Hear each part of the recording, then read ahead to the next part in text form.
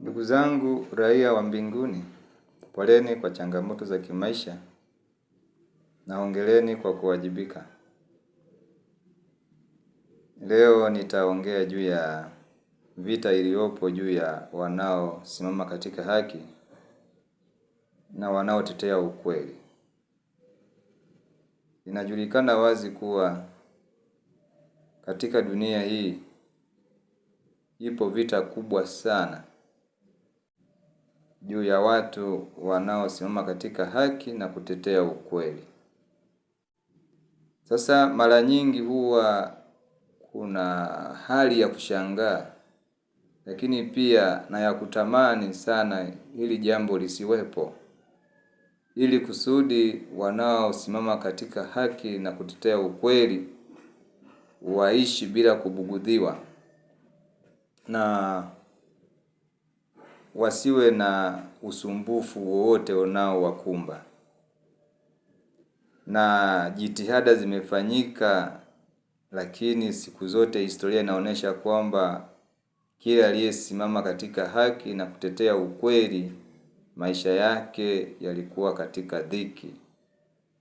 Yamkini hata mwisho wake katika maisha yake hapa duniani haukuwa wa furaha sana. Ijapokuwa wote hao wanaonekana kuwa mashujaa hata sasa.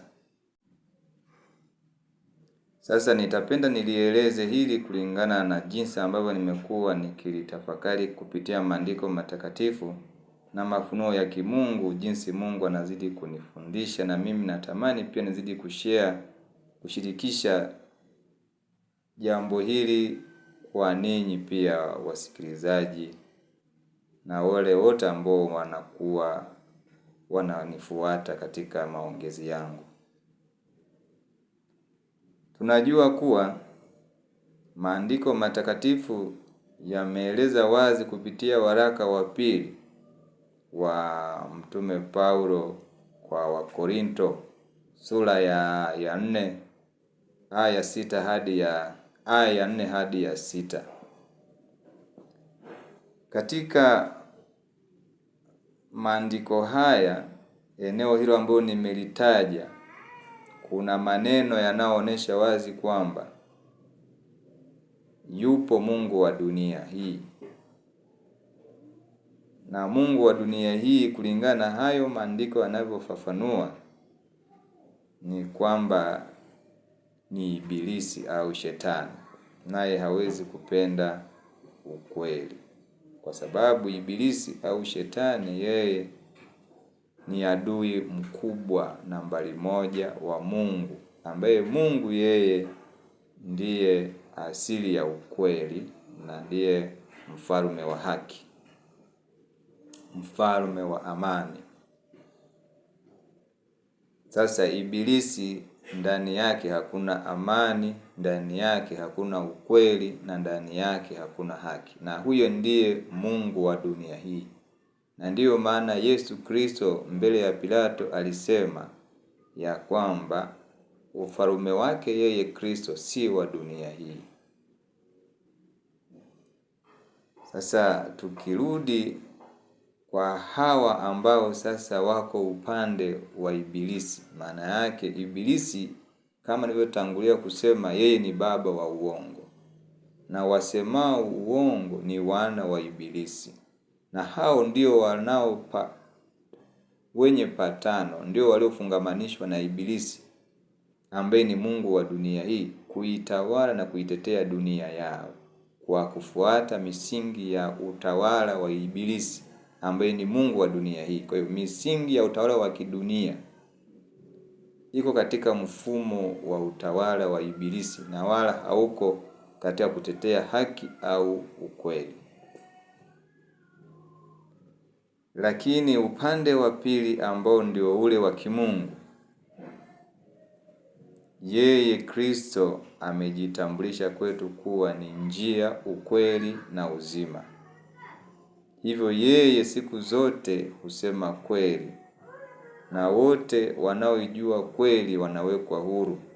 Kwa hiyo kuijua kweli ni pamoja na kujua kwamba kusema ukweli kutasababisha wale ambao wako pamoja na Ibilisi waanze vita kubwa juu ya wewe unayesema ukweli. Kwa hivyo ukitaka kusema ukweli, uwe tayari kupokea mateso.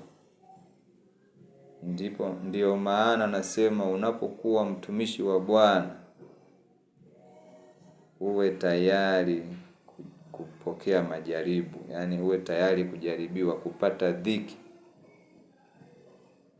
Maana aliye adui wa Mungu ni yule anayekuwa rafiki wa dunia. Hayo unaweza kuyapata katika waraka wa Yakobo sura ya 4 aya ya 4, kwamba aliye rafiki wa dunia, yeye ambaye ni rafiki wa dunia, huyo ndiye adui wa Mungu, kwa sababu rafiki wa dunia ni rafiki wa Ibilisi, ambaye Ibilisi ni adui wa Mungu, na huyo Ibilisi ndiye hapendi ukweli. Kwa ili uweze kuwa rafiki wa Ibilisi, ni lazima uwaharibie maisha ama uwe na juhudi kubwa ya kuzuia ukweli.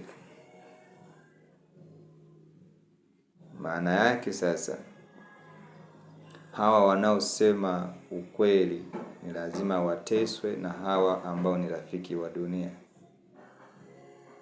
Kwa hivyo tusipende sasa kulazimisha kwamba tuishi kwenye dunia hii, tutetee ukweli na kusema katika haki, alafu tulazimishe kwamba hawa wenye dunia ambao ndio watawala pamoja na Ibilisi, alafu waanze kutupenda na kutushangilia na kutujalia maisha ya utulivu. Hilo haliwezekani hata siku moja. Kwa hivyo tunapowaona wenye haki na wanaotetea ukweli wakiteseka, na sisi tujue kwamba hivyo ndivyo inavyopaswa kuwa. Kwa hivyo yeyote anayependa kuunga mkono katika kutetea haki na ukweli, na yeye aweke moyo wake tayari katika dhiki. Na hawa wanaokuwa wakifurahia kuwatesa wenye haki, wanajisikia ushindi na furaha, wakitabasamu na kusherekea uongo wao na unyanyasaji wanaofanya kuwatesa wenye haki, kuwatesa wanyonge wanaosimamia ukweli na kusimama katika haki. Wasidhani kwamba wao wameshinda. Ndivyo walivyofanya wale waliomsulubisha Yesu, wakashangilia, lakini siku ya 3 Yesu alifufuka. Maana maisha yetu sisi binadamu hayaishi hapa duniani. Ndio maana maandiko yanasema ukiwa rafiki wa dunia, wewe ni adui wa Mungu. Na Yesu anasema muogopeni yeye anayeweza kuua mwili na roho. Akiwa na maana gani? Ibilisi anaweza kuua mwili tu, kwa sababu mwili ndio sehemu ya dunia. Kama alivyosema, hii dunia sehemu yake ni mavumbi, na mwili huu umetoka katika udongo, ni mavumbi. Ndio maana maiti inapozikwa tunasema ulitoka mavumbini na mavumbini utarudi. Lakini tunapozika maiti, hatuziki roho ya mtu wala nafsi ya mtu. Ile nafsi ya mtu huondoka ndani ya ule mwili, na yenyewe huendelea kuishi maisha ya rohoni, maisha ya kiroho, ambayo sasa mfumo wake ni tofauti na huu mfumo. Na hapo ndipo wewe uliyekuwa ukiona kwamba umeshinda katika dunia hii kwa kuwatesa wasema ukweli, utakutana na Mungu mwenyewe anaye hukumu na kuwapa adhabu wale walio wa Ibilisi. Maana imeandikwa kwamba Kristo alitamka kwamba lipo ziwa la moto ambalo limeandaliwa kwa ajili ya Ibilisi na malaika zake. Kwa lipo ziwa la moto ambalo wafuasi wa Ibilisi wataishi huko. Wanaoona kwamba duniani wameweza kuwatesa na kuwanyamazisha watetea haki na watetea ukweli, mwisho wao ni katika hiyo hukumu ya jehanamu. Lakini wewe unasimama katika haki na kutetea ukweli, usikate tamaa na kubadilisha msimamo. Endelea kuwa mkweli, endelea kuwa mwenye haki, usitukane, usibugudhi watu, ila dumu katika kutetea na kupambania haki. Haki huwezi ukaiomba, haki unaipambania. Hivyo basi, vita vyetu si vya damu na nyama, ila ni katika Roho Mtakatifu kwa damu ya mwanakondoo. Kwa maneno haya machache utanielewa kwamba tusilazimishe ulimwengu kutupokea na kutushangilia, wakati sisi tulio rafiki wa Mungu katika kutetea haki na ukweli, sisi ni adui wa dunia. Lazima Mungu wa dunia hii atutese, na sisi kwa kuwa si wa dunia hii, tusing'ang'anie dunia ambao sehemu yake ni huu mwili. Tusipende mwili kuliko roho. Tusiogope kujivua huu mwili kwa ajili ya kutetea haki na ukweli, kwani ni bora ukafa kwa mateso, lakini ukawa shujaa wa kusimama kwenye haki na ukweli, kuliko kuogopa ukasema uongo na kuivunja haki na kumnyanyasa mnyonge kwa hofu ya mateso. Baada ya kufa ukawa hauishi tena. Na hakuna wale waliosema uongo, walionyanyasa wanyonge, baada ya mauti yao waliaga dunia, hata leo hawaonekani katika historia. Na hata kama wanaonekana kwa mabaya. Lakini wapo majasiri wengi, mashujaa wa ukweli na haki, waliokubali bora wafe kwa kutetea haki na kusimama katika kweli, na leo bado wanaishi kwa matendo yao na ushuhuda wa maisha yao, na unawasaidia walio wengi. Lakini basi, ukiogopa kuuawa ama kuteswa kwa kutetea ukweli na haki, basi utauawa na malaria, ama utauawa na uzee, ama utauawa na kwa ajali, na hivyo havitakusaidia wewe kuendeleza hatima ya maisha yako, kwamba wewe umeacha baraka duniani. Utakuwa umeacha laana, utakuwa umeacha giza. Hautakuwa na thamani tena baada ya wewe kuiaga dunia, kwani mwisho wako utakuwa umefika.